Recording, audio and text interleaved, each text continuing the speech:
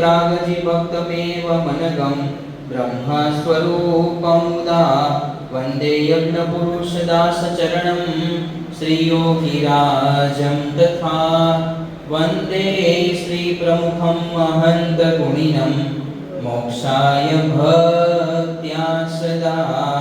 नमः। ओम श्री ब्रह्मस्वरूप गुरुभ्यो नमः। हस्त प्रक्षालनम खाली वाटकीમાં આપણે હાથ ધોઈ નાખીએ। अत्र तत्र सर्व शान्तिरन्तरिक्षगु शान्तिः पृथिवी शान्तिरापः शान्तिरोषधयः शान्तिः वनस्पतयः शान्तिर्विश्वे देवाः शान्ति ब्रह्म शान्तिः सर्वगु शान्तिः शान्तिरेव शान्तिः सामा शान्तिरेधि जतो यतः समीहसे ततो नो अभयं कुरु सन्मुत्र निर्मितम् अस्ते बध्नामि सुभग त्वं जीव सदां शतम्।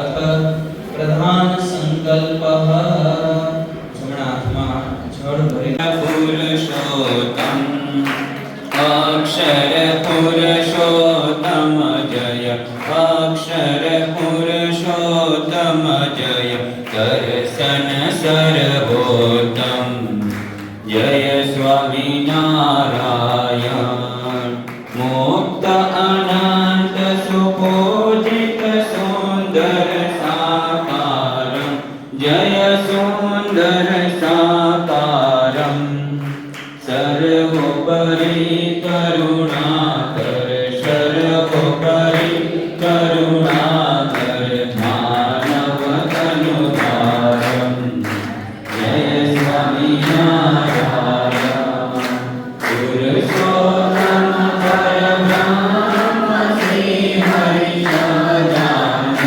जय श्री हरि सहजानन अक्षर ब्रह्म अनादि अक्षर ब्रह्म अनादि गुणातीतानंद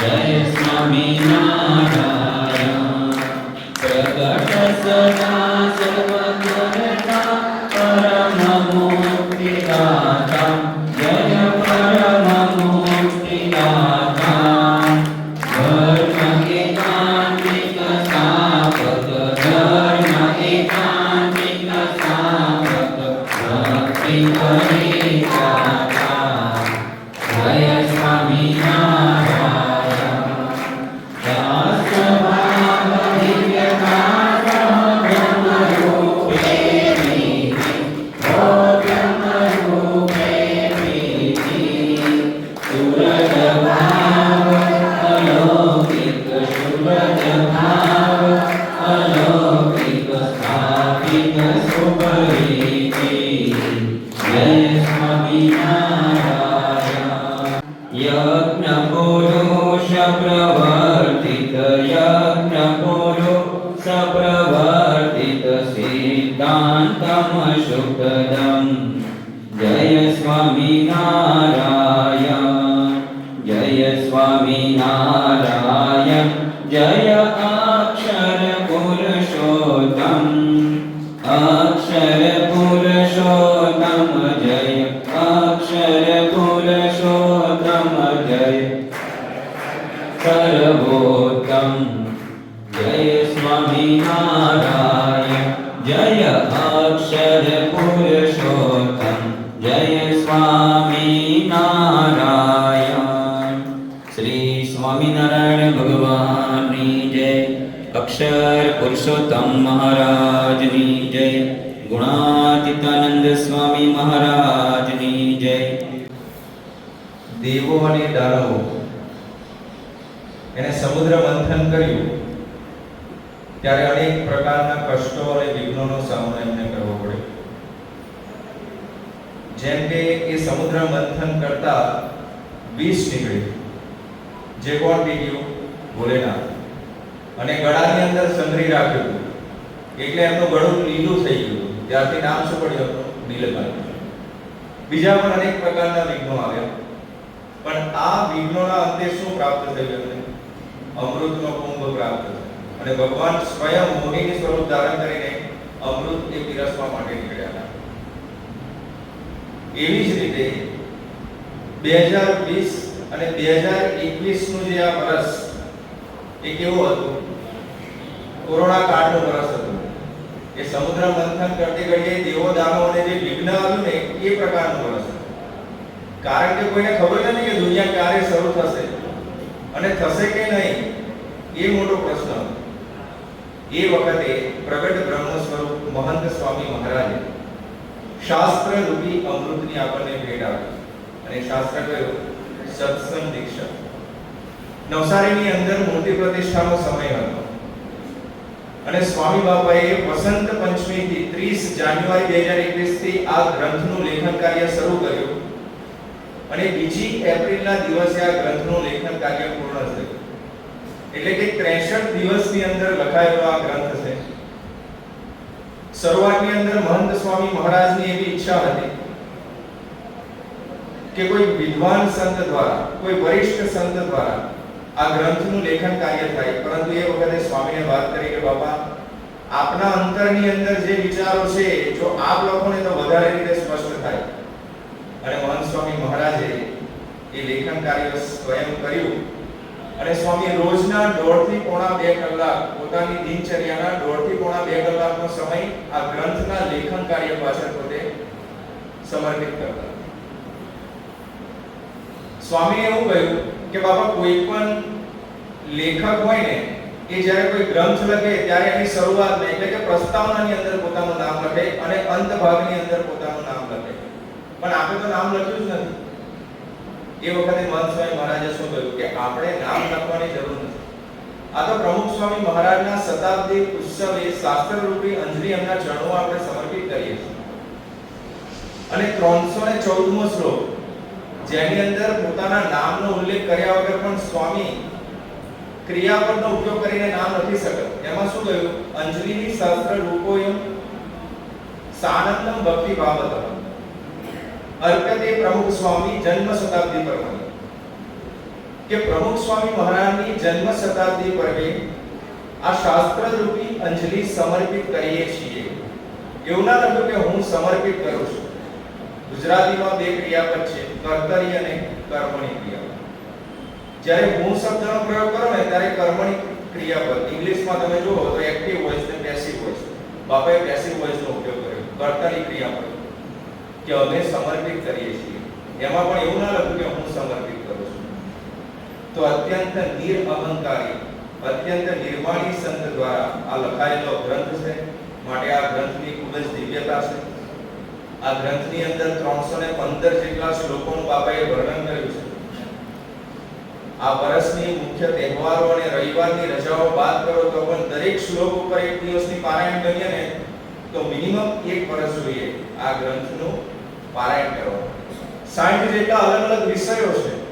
દરેક વિષય ઉપર તમે વાત કરો તો પણ તમને 2 મહિના જોઈએ. પણ આજે આપણે 15 થી 20 મિનિટની અંદર આ ગ્રંથની વાત કરીએ છીએ. આ ગ્રંથની અંદર ઘણી બધી વાતો છે. પરંતુ આજે આપણે એક એવો શ્લોક લઈએ કે જે આપણા જીવનકાળ દરમિયાન રોજબરોજના આપણા જીવનની અંદર એ ખૂબ જ જરૂરી છે અને એની ચૂકના કારણે ઘણી વખત આપણે સહન કરવું પડે. એ શું છે? વાણી વિવેક. આપણી વાણી ચૂકાઈ જાય ને તો ઘરમાં પ્રશ્નો થાય ને બહાર પણ પ્રશ્નો થાય. વર્તનની અંદર કઈ ચૂક થઈ જાય ને તો બીજા દુખી થાય. અને સનાતન હિન્દુ સંસ્કૃતિનો કર્મનો સિદ્ધાંત છે એ પછી ભલે ભગવાનનો ભક્ત હોય તે પણ એને ભોગવવું તો પડે છે. એટલે સ્વામી 167 ના શ્લોકમાં શું કીધું? આચારોવા વિચારોવા તાદૃક કાર્ય ન કરહી છે અન્યેષામ અહિતમ દુઃખમ એન સ્યાત ક્લેશવર્ધનમ. કે તમારા આચાર અને વિચાર એવા ન હોવા જોઈએ કે જેથી કરીને બીજાને દુઃખ થાય, પીડા થાય. આજે ઘરની અંદર કેટલા બધા પ્રશ્નો એના કારણે જ થાય છે ને. કે પછી સત્તાધીશ વ્યક્તિ હોય કે કોઈ પ્રતિષ્ઠિત વ્યક્તિ હોય કે ગમે તે હોય, એના ઘરની અંદર કાં તો મહિલા વર્ગ તરફથી કાં તો પોતાના તરફથી બોલવાની અંદર કંઈક થઈ જાય ને એના કારણે ઘરની અંદર ઝઘડાઓ થાય છે. તો આચરણની અંદર પણ આપણે એવું ના આવવું જોઈએ, એવું પણ બાપા શ્લોકમાં કહે છે. તો એવો આપણે એક પ્રસંગ જોઈએ કે ભગવાન સ્વામિનારાયણ ગઢડાની અંદર વચનામૃતનું ઉદ્બોધન કરે અને ઘણી વખત મહારાજ પોતે લક્ષ્મી વાડી એટલે કે દાદા ખચરની વાડી એ વાડીએ પણ વચનામૃતનું ઉદ્બોધન કરવા માટે જાય. એક વખત મહારાજ પોતે ત્યાં લક્ષ્મી વાડીએ વચનામૃતનું ઉદ્બોધન કરવા જાય છે અને મહારાજે વાડીનું રખેવું કરવાની આજ્ઞા ખીમા પટેલ નામના એક હરિભક્તને કરી હતી. ને ખીમા પટેલ જ્યારે મહારાજ લક્ષ્મી વાડીએ વચનામૃત ઉદ્બોધન કરવા આવે ત્યારે એક બળદને લઈને આવે. તો એ જ ક્રમ પ્રમાણે મહારાજ જ્યારે લક્ષ્મી વાડીએ ગયા ત્યારે એક બળદને પોતે લઈને આવે. જોયું તો બળદની આંખોની અંદર આંસુ હતા. ને મહારાજે જ્યારે વચનામૃતનું ઉદ્બોધન પૂર્ણ કર્યું પછી ખીમા પટેલને પૂછ્યું કે આ બળદ કેમ રડે છે? એટલે ખીમા પટેલે વાત કરી કે મહારાજ શું વાત કરું, આ બળદ જાણે પૂર્વનો ભક્તરાજ હોય ને એવું લાગે છે. એને ચાર નાખો ને તો જમે, પાણી આપો તો પીવે, પરંતુ ક્યારેય ભાંભરે નહીં, માગે નહીં, અને 11ના દિવસે તો ઘાસ પણ નથી ખાતો. આ પગની કૂંચ અચાનક ઊભો થવા ગયો, એને ધ્યાન બહાર રહી ગયું, કૂંચ કપાઈ ગઈ. હવે બળદનો જ્યારે પગ કામ કરતો બંધ થાય પછી એ ખેતીવાડીની અંદર ઉપયોગમાં ના આવે.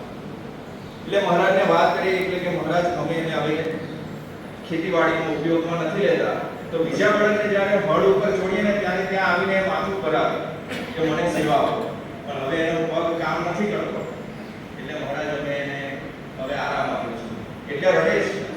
એટલે મહારાજે વાત કરી કે ભલે વાંધો નહીં, એને દાદા ખચરના દરબારની અંદર તમે બાંધી દો, ત્યાં સંતો હરિભક્તોના દર્શન કરશે, અમારી કથાવાળાનો લાભ પ્રાપ્ત થશે અને દરબારની અંદર બીજી આપશે એ ભોજન પ્રસાદનો લાભ પ્રાપ્ત થશે. એટલે ખીમા પટેલ આ બળદને મહારાજના દરબારની અંદર બાંધી આવ્યા. રોજ મહારાજની કથાવાર્તાનો લાભ લે. જેલા માટે જ્યારે પરમહંસો સ્નાન કરવા જાય ત્યારે માથું નમાવીને બધાને પ્રણામ કરે. એક દિવસ બન્યું એવું કે મહારાજ વચનામૃતનું ઉદ્બોધન કરતા હતા અને કાઠિયાવાડની અંદર બે ગામ છે, સજેલી અને બજેલી. એમાં સજેલી ગામના એક બ્રાહ્મણ હરિભક્ત જયશંકર ઘોર એનું નામ, એ પોતે કથાની અંદર આવે છે મહારાજની વાણીનો લાભ પ્રાપ્ત કરવા અને લંગડાતા લાકડીના ટેકે ભક્તોને ખબર પડે એની માટે મહારાજે આ પ્રશ્ન પૂછ્યો. અને એ વખતે જયશંકર ઘોર પોતે વાત કરે છે કે મહારાજ અમારા સજેલી ગામના જે દરબાર છે એ ખૂબ જ મોટા હૃદયવાળા છે. હું બ્રાહ્મણ છું, મારું ઘર ચાલે, મારું રોજગાર ચાલે, એની માટે સજેલી ગામના છેવાડે, સીમના છેવાડે મને એક જમીનનો ટુકડો આપ્યો, જેથી કરીને એની અંદર વાવેતર કરીને હું મારા ઘર પરિવારનું ભરણ પોષણ કરી શકું. બરાબર એની બાજુની અંદર જ વજેરી ગામની સીમ ચાલુ છે અને એની બાજુનું ખેતર એ આપણા હરિભક્ત જ હતા જેનું નામ હતું લાખા પટેલ. પણ ભગવાનનું કહ્યું એના ખેતરની અંદર બધું સૂકું વટ રહ્યું અને ગામના દરબારે જે મને સજેલી ગામની જે સીમાડે જે ખેતર આપ્યું બરાબર બાજુની અંદર હતું, પણ મારા ખેતરની અંદર લીલોતરી રહી. જે પાક નાખ્યું એ થાય અને સામ સારું થાય. એ ભક્તનું પછી શું થયું? એટલે જયશંકર ઘરે વાત કરી કે મહારાજ પછી તો એને એક પ્રકારનો રોગ થયો જેના કારણે ખૂબ દુઃખ થયું એને. મહારાજ કહ્યું કે પછી જયશંકર ઘરે કહ્યું કે મહારાજ પછી તો એને એની ભૂલનો પશ્ચાતાપ થયો અને મારી માફી પણ માંગી. એટલે મેં કહ્યું કે મારા મનની અંદર એવું કાંઈ છે જ નહીં, તમે ભક્તરાજ છો, હું પણ ભક્ત છું, આપણા તેના હિતેવ છે એટલે મનમાં કંઈ રાખશો અંદર નથી આ. પછી શું કર્યું? મહારાજે પેલા બળદ આગળ કરી. મહારાજે કહ્યું કે જુઓ અહીં રહ્યા લાખા પટેલ. મહારાજે કહ્યું કે એક જન્મની અંદર એમને માફી માંગી લીધી ને એટલે એક જન્મમાં પતી ગયું. જો માફી ન માંગી હોય તો અનંત જન્મ સુધી એને ભટકવું પડે. એ જમણા પગની એ પક્ષીઓનું ઉડવું, એનું અચાનક ઊભું થવું, ખંપાળી વાગવી, જમણા પગની પૂંછ કપાઈ જવી, આ બધા કર્મના સિદ્ધાંતને આધારે થયું છે. ભલે મારો ભક્ત હોય પરંતુ બીજા ભક્તનો દ્રોહ કર્યો, આચરણની અંદર ભૂલ આવી. જોયું શ્લોકની અંદર આચાર હોવા વિચાર હોવા તાત્વિક કાર્યને કહે છે. તો આપણા આચરણની અંદર, આપણી વાણીની અંદર, આપણી કોઈ ક્રિયાઓની અંદર એવું ન હોવું જોઈએ કે જેથી કરીને બીજા ભક્તરાજ છે એ કોઈ દુખાય. આ સમાજની અંદર શું છે કે ઘણી વખત સત્તા હોય, પ્રતિષ્ઠા હોય, સંપત્તિ હોય, બે પાંચ નાતની અંદર આગેવાન હોય, આગળ પાછળ બે પાંચ વ્યક્તિઓ પડતી હોય, તો એને છે ને હું કંઈક છું આઈ એમ સમથિંગ જેવું. પણ આ બધું શું છે? દૂધના ઉભરા જેવું છે. દૂધની અંદર ઉભરો આવે ને ત્યાં સુધી એનો એક્ચ્યુઅલ લેવલ ખબર ના પડે. તમે ગેસ બંધ કરો પછી ધીરે ધીરે પેલું નીચે બેસે ને ત્યારે ખબર પડે કે તકલીફમાં આટલું દૂધ છે. એમ સત્સંગની અંદર જ્યારે માન મળ્યા કરે ત્યારે કંઈ ખ્યાલ ના આવે. તો જ્યારે હાડકોરામાં નામ ના આવે, કોઈ સામાન્ય હરિભક્ત અપમાન કરી જાય અથવા કોઈ નાના ગરીબ હરિભક્તને દુઃખભાઈ જવાય, તો આ વખતે એને એક્ચ્યુઅલ લેવલ પર પડી જાય. એ વખત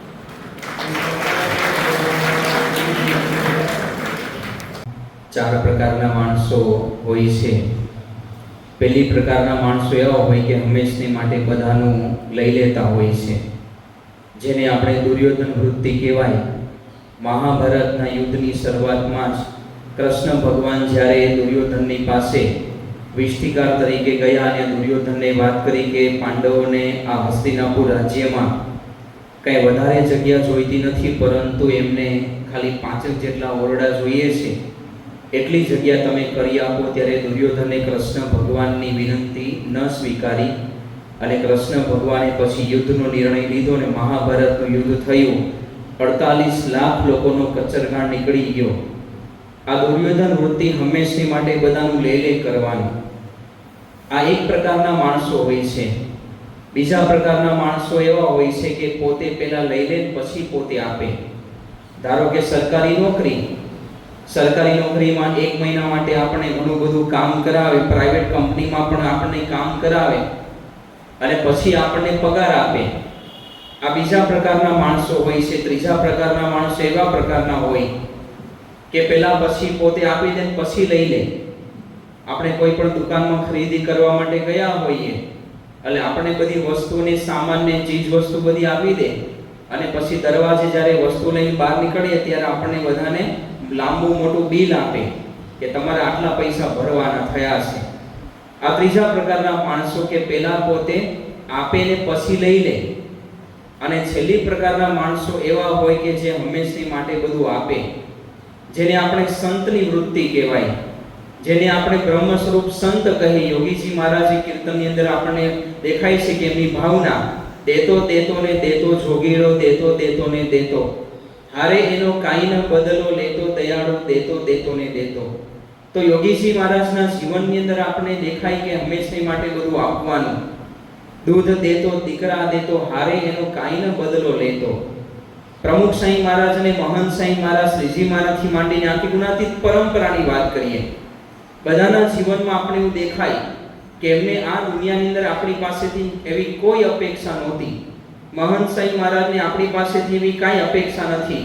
બ્રહ્માનંદ સ્વામી પોતે એક સાખીની અંદર એવી કહે છે કે પથ્થર કી જાતિ મોતી પુખરાજ, સાલ ફેર ડાળીએ કામધેનુ કલ્પતરુ, આદિ દે અનેકવિધ સકલ વિનાશવંત અંતર વિચારીએ, सबही जहान में ही दूसरो उपाय नहीं, चरण में शीश मेली दीनता उचारिए, कहत है ब्रह्मानंद काय मन बानी करी, कुण ऐसी भेट गुरु राज आगे धारिए. ભગવાન અને સંતને આ દુનિયામાં કામધેનુ કલ્પતરુ એની કોઈ અપેક્ષા નથી. આપણે એમની પાસેથી કઈ ભેટ અર્પણ કરીએ. પ્રમુખ સાંઈ મહારાજને કાંઈ અપેક્ષા નહોતી, મહંત સાંઈ મહારાજની આપણી પાસેથી કઈ અપેક્ષા છે? આપણી પાસે એ રાખે છે અક્ષર અને પુરુષોત્તમના ગાને ગગન ભરી દઈએ. એટલે કે સત્સંગ પ્રચારની અપેક્ષા, કે આપણે એ જે જ્ઞાન મળ્યું છે એનો પ્રચાર પ્રસાર આપણાથી કઈ રીતે શક્ય વધારેમાં વધારે થાય એની અપેક્ષા ભગવાન અને સંતે હંમેશા માટે આપણી પાસેથી રાખી છે. પવિત્ર ચાતુર્માસની શરૂઆત થઈ અને અષાઢ શુક્લ એકાદશીનો દિવસ ગયો, જેને આપણે દેવશયની એકાદશી કહીએ. એ દેવશયની એકાદશીના દિવસે આપણે બધા નિયમ ગ્રહણ કરતા હોઈએ છીએ. જે વ્યક્તિ આવે એને આપણે અવશ્ય અક્ષર અને પુરુષોત્તમની બીએપીએસ સંસ્થાની અને ગુણાતીત ગુરુ મહંત સાંઈ મહારાજની વાત કરવી. એ વ્યક્તિને આપણે સત્સંગની અંદર લાવતા કરવા ઘણા બધા સમયથી આપણને આ આજ્ઞા આપવામાં આવે છે, છતાં પણ એ આજ્ઞાનું પાલન આપણાથી કેટલું શક્ય બને છે ને એ આપણે બહુ વિચારવું પડે. કારણ કે આ દુનિયાની અંદર ભગવાન અને સંતને આપણી પાસે આવી એક અપેક્ષા છે. પ્રમુખ સાંઈ મહારાજને વર્ષો પહેલા સંતોએ વાત કરી કે સ્વામી આ દુનિયાનો શ્રેષ્ઠ શાંતિનો પુરસ્કાર એવો નોબેલ પ્રાઇઝ આપને અપાવવો છે. અને એના માટે પ્રમુખ સ્વામી મહારાજ દેવેદાર પણ કહેવાય, કારણ કે આ દુનિયામાં પ્રમુખ સ્વામી મહારાજે જે કાર્ય કરેલું હતું, અનેક લોકોને વ્યસન મુક્ત કર્યા, આટલા મોટા મોટા ગગનચુંબી અક્ષરધામ બાંધ્યા, મોટા મોટા મંદિરો બાંધ્યા, 1300 મંદિરની સમગ્ર વિશ્વને ભેટ આપી. કે મને મારા ગુરુ શાસ્ત્રીજી મહારાજ અને યોગીજી મહારાજ મળ્યા, મને બે નોબેલ મળ્યા છે, મારે બીજા કોઈ નોબેલ પારિતોષિકની જરૂર નથી, બીજા કોઈ નોબેલ પારિતોષિકની જરૂર નથી, મારે મને 2 નોબેલ મળ્યા છે. ભગવતચરણ સ્વામીએ આનંદના કોઠારી પ્રમુખ સ્વામી મહારાજને વાત કરી કે સ્વામી કે આપણે હવે છે ને બધા વિભાગો આપણે વેચી દઈએ. સ્વામીને વાત કરી કે સ્વામી તમે જો પ્રધાનમંત્રી થતા હો તો નાણાં મંત્રી થઈ જાઓ. ત્યારે પ્રમુખ સ્વામી મહારાજે ભગવતચરણ સ્વામીને વાત કરી કે આપણે કાંઈ જરૂર નથી, આપણે માળા પ્રધાન થવાનું છે. ઘણા બધા કાર્યક્રમ પણ છે, ઘણાને 10 વર્ષનો સત્સંગ છે, કોઈને 5 વર્ષનો, કોઈને 4 વર્ષનો. અને આપણને બધાને અહીંયા જેટલા બેઠા છે બધાને અનુભવ છે કે સત્સંગમાં આવીને આપણે કંઈક મહદ અંશે વધતા ઓછા અંશે સુખી થયા છીએ. લૌકિક રીતે તો આપણે સુખી થયા છીએ, આધ્યાત્મિક રીતે પણ સુખી થયા છીએ.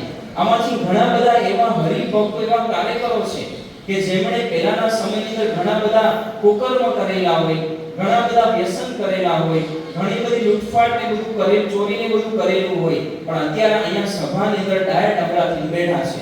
એના મૂળની અંદર શું છે? આ BAPS નો સત્સંગ, આ ગુણાતીત ગુરુનો સંગ. નહીં તો આમાંથી ઘણા બધા એવા હતા વિચિત્ર સ્વભાવના, વિચિત્ર પ્રકૃતિના, કોઈને ગુસ્સાનો સ્વભાવ હતો, કોઈને ઈર્ષાનો સ્વભાવ હતો. અસમયમાં વાંદરાનું કલ્યાણ કર્યું અને આ અવતારની અંદર આનું કલ્યાણ કર્યું, બીજા કોઈનું કલ્યાણ કર્યું નથી. અને આ વાક્ય જ્યારે શ્રીજી મહારાજે સાંભળ્યું ને ત્યારે શ્રીજી મહારાજે વાત કરી કે કાઠી કોળી કડવી, અને આ વખતમાં સમયની અંદર તો એક પણ જ્ઞાતિ બાકી રાખવી નથી, આખી બારાક્ષરી પૂરી કરવી છે. એટલા અનંત જીવોનું કલ્યાણ કરવાનો સંકલ્પ શ્રીજી મહારાજે કર્યો છે. નથી કર્યો, આખી બારાક્ષરી પૂરી કરવી છે. પોતાના યોગની અંદર જેટલા કઈ આવે ને શ્રીજી મહારાજે બધાને સત્સંગની વાત કરી, બધાને ભગવાનના માર્ગે આગળ વધાર્યા અને અનંત જીવોનું કલ્યાણ કરવાનો સંકલ્પ શ્રીજી મહારાજ લઈને આવ્યા. મહારાજે વાત કરી કે પેલા હીરા ભરીશું, માણેક ભરીશું, અને સૌથી છેલ્લે ગારા જેવા જીવ હોય ને એ બધાને પણ ભરીને આવી અનંત મળવાળોને લઈને આવ્યા છીએ અને બધાને ભરીને અક્ષરધામની અંદર લઈ જવા છે. આ શ્રીજી મહારાજનો કેવો દ્રઢ સંકલ્પ, અને એના માટે શ્રીજી મહારાજે ખાલી સંકલ્પ નથી કર્યો, અરે ગામોગામ શ્રીજી મહારાજ પોતે વિચરણ કરતા હતા. મહારાજ પોતે ધામમાં જવાના હતા. એના 3 દિવસ પહેલા રોજકા ગામની અંદર કાકાભાઈ બીમાર હતા, એમને દર્શન આપવા માટે ગયેલા છે. ગુજરાતની અંદર 45 લાખની મહારાજના સમયમાં વસ્તી હતી, અને એ વખતે મહારાજ અને પરમહંસો અને હરિભક્તો વિચરણ કરીને કેવો સત્સંગ વિસ્તારેલો હતો કે 20 લાખ તો સત્સંગી હતા. અડધું ગુજરાત શ્રીજી મહારાજના સમયમાં સત્સંગી થઈ ગયું. નવા સત્સંગી કરવા પરમહંસો બધા આગુ ખાઈને માંડ્યા. પોતાના યોગમાં જેટલા કઈ કામો કામ આવે બધાની આ વાત કરે કે સત્સંગી થાઓ, તમે વ્યસન મૂકો. સ્વામિનારાયણ ભગવાન છે, પ્રગટ છે, એ પ્રગટ ભગવાનનો તમે આશરો કરી લો. એની વાત કરતા હતા ઘણીવાર પૂરા ન થાય. દિવસ દરમિયાન કોક ગામડામાં 2 સત્સંગી થાય, કોકમાં 3 થાય, બધાને વાત કરે એમાં. અને શ્રીજી મહારાજને વાત કરી કે મહારાજ આ તો ઉપવાસ પડે છે. મહારાજે નિયમ આપેલો કે જ્યાં સુધી 5 સત્સંગી ન થાય ત્યાં સુધી મોઢામાં અન્નનો દાણો ન મૂકવો. હવે આવો પ્રકરણ મહંત સાહેબ મહારાજ ચલાવે તો શું થાય? એક અહીંયા સભામાં ટકી એવા છીએ આપણે, આચું કહેજો. સભામાં કોઈ બે નહીં યા રોજ 5 નવા સત્સંગી કરવા. અને પછી મહારાજની વાત કરી કે મહારાજ ઘણા બધા એવા ગામમાં આવી જાય કે એમાં બધા સત્સંગી નથી થઈ શકતા. મહારાજ કે કદાચ જો સત્સંગી ન થાય ને તો છેલ્લે છે ને ઝાડવાને પણ વર્તમાન ધરાવીને એને સત્સંગી કરીને પછી મોઢામાં અન્નનો દાણો મૂકવો. અને આપણા જેવા તો શું કરીએ? મહારાજ જેવા તો પેલા ઝાડવા પકડે હવારથી. આલો 2 વખત બેભાન થઈ ગયા અને છતાં પણ એ પોતે મારી પાછળ પડ્યા છે. હવે મને એવું થાય કે આ આપણે ભગવાનનું ભજન કરવા જેવું ખરું. અને પેલા જે વર્તમાન ધરાવ્યા ને ઋષિચિંતન સ્વામીએ આપણને સતત 1.5 કલાક સુધી 21 વાસે આપણને અક્ષર પુરુષોત્તમ મહારાજ, અક્ષર પુરુષોત્તમ ઉપાસના, એના મહિમાનું ગાન કર્યું અને આપણને બધાને ખૂબ જ પ્રેરણા આપી. તો આપણે બધા પણ આ રીતે અક્ષર પુરુષોત્તમ ઉપાસના આપણા જીવનમાં દ્રઢ થાય અને આપણે બીજા બધાને દ્રઢ કરાવી શકીએ.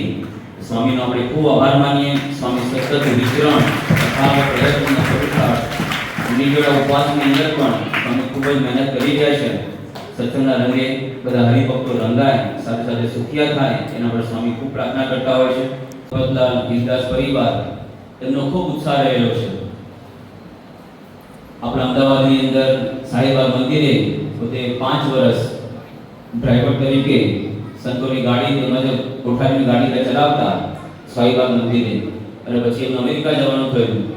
તો સત્સંગ તેમના જીવની અંદર ડર હતો જ, તો અમેરિકા જઈ પુરુષાર્થ કર્યો એમને.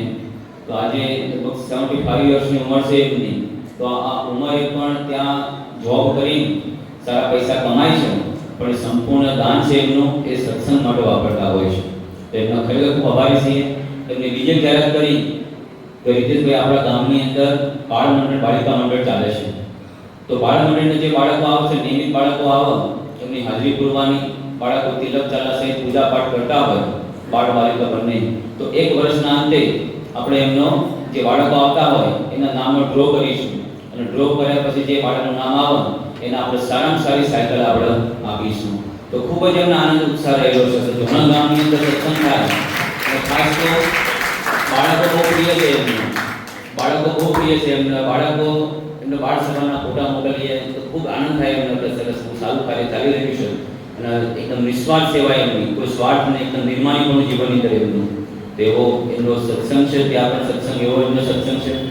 તો એમનો દીર્ઘાયુ પ્રાપ્ત થાય, સાથે તને મને તને આખા પરિવાર સુખિયા થાય, અને ખાસ તો એમના ધર્મપત્ની શાંતાબેન એમને અમેરિકાના વિઝા પ્રાપ્ત થાય, એના માટે આપણે બધા અક્ષર પુરુષોત્તમ મહારાજની ખાસ પ્રાર્થના કરીશું. બધાનો ખૂબ ખૂબ આભાર. બધા મોટી સંખ્યામાં પધાર્યા. આભાર વિધિ સ્વામીએ ખૂબ જ સરસ વાત કરી. સ્વામી આભાર વિધિની સંતોના ધોતિયા ઓઢાડવાની સેવા પ્રાપ્ત થતી હોય છે. એટલે આપણા અતિ અહોભાગ્ય કહેવાય કે આવા સ્ત્રી ધનના સંપૂર્ણ ત્યાગી, સ્વામિનારાયણ ભગવાનની આજ્ઞા પ્રમાણે સંપૂર્ણ જીવન જીવતા, નિષ્કામ, નિર્લોભ, નિસ્વાર્થ, નિર્માણ પંચવર્તમાનયુક્ત સંતો આપણા દિવ્ય સંસ્થાની અંદર આપણને પ્રાપ્ત થયા હોય છે.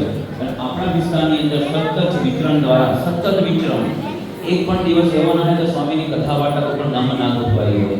કદાચ કોઈ ગામની અંદર કથા વાર્તા તો વિઘ્ન કોઈ પદ રહી હોય તો બીજા ગામની અંદર પણ સ્વામી કથા વાર્તા ગોઠવી દેતા હોય છે. તો ધોતિયાની સેવા પણ આપણને આજે પ્રાપ્ત થઈ ગઈ છે. તો જે જે હરિભક્તોએ ધોતિયાની સેવા કરવાની હોય તો અહીંયાથી નામ લખાય.